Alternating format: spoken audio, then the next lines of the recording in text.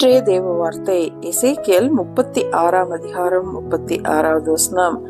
கர்த்தராகிய நான் நிர்மூலமானவைகளை கட்டுகிறேன் என்றும் பாழானதை பயிர் நிலமாக்குகிறேன் என்றும் அப்பொழுது உங்களை சுற்றிலும் உள்ள மீதியான ஜாதிகள் அறிந்து கொள்வார்கள்.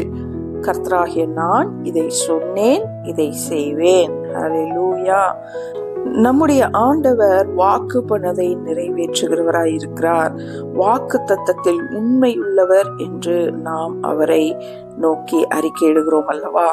நான் சொன்னேன், நான் சொன்னதை செய்வேன் என்று ஆண்டவர் நமக்கு இந்த வசனத்தின் மூலமாக தெளிவுபடுத்துகிறார். பிரியமானவர்களே, அது மாத்திரமல்ல, இந்த வசனத்திலே நாம் பார்க்கும் பொழுது நிர்மூலம் ஆனவைகளை கட்டுகிறேன் என்று, பாலானதை பயிர் நிலமாக்குகிறேன் என்று ஆண்டவர் வாக்கு பண்ணி இருக்கிறார். இந்த காலை வேளையிலே நம்முடைய வாழ்க்கையின் எல்லா காரியங்களையும் கட்டுவிக்கிற தேவன் நம்முடைய தேவன். எல்லா பாலாய் கிடக்கிற எல்லா காரியங்களையும் மீண்டும் ஆண்டவர் கட்டுவிக்க அவர் வல்லவராய் இருக்கிறார் அல்லவா?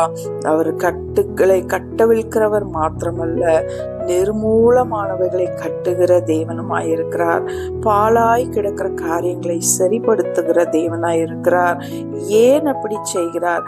தேவ பிள்ளைகளுக்கு வசனம் சொல்லுகிறபடி நம்மை சுற்றிலும் இருக்கிற ஜனங்கள், அதாவது நம்முடைய நிர்மூலமான காரியங்களை பார்க்கிற, பாலான காரியங்களை, சூழ்நிலைகளை பார்க்கிற ஜனங்கள் ஆண்டவர் நம்மை கட்டுவிக்கிறதையும் ஆண்டவர் நம்மை தூக்கி நிறுத்துகிறதையும் நம்மை சுற்றிலும் இருக்கிற ஜனங்கள் பார்த்து அறிந்து கொண்டு இப்படிப்பட்ட தேவன் இவர்களோடு இருக்கிறார் என்பதை தெரிந்து கொள்ள வேண்டும் என்பதற்காகவே நம்முடைய சூழ்நிலைகளை ஆண்டவர் மாற்றுகிறார். ஆகவே இந்த காலை வேளையில வசனம் சொல்லுகிறது போல நிர்மூலமாய் கிடக்கிற எல்லா சூழ்நிலைகளிலே வாழுகிற தேவ ஜனங்களே, உங்களை ஆண்டவர் கட்டுவிப்பார். பாலான நிலங்களை போல வாழுகிற ஜனங்களே, உங்களை ஆண்டவர் பயிர் நிலமாக மாற்றுவார்.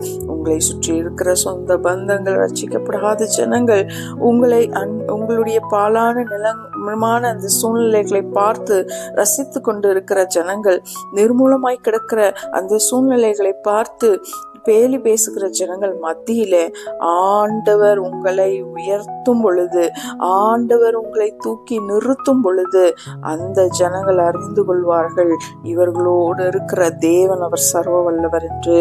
அதை சொன்னவர் அதை செய்ய வல்லவர்.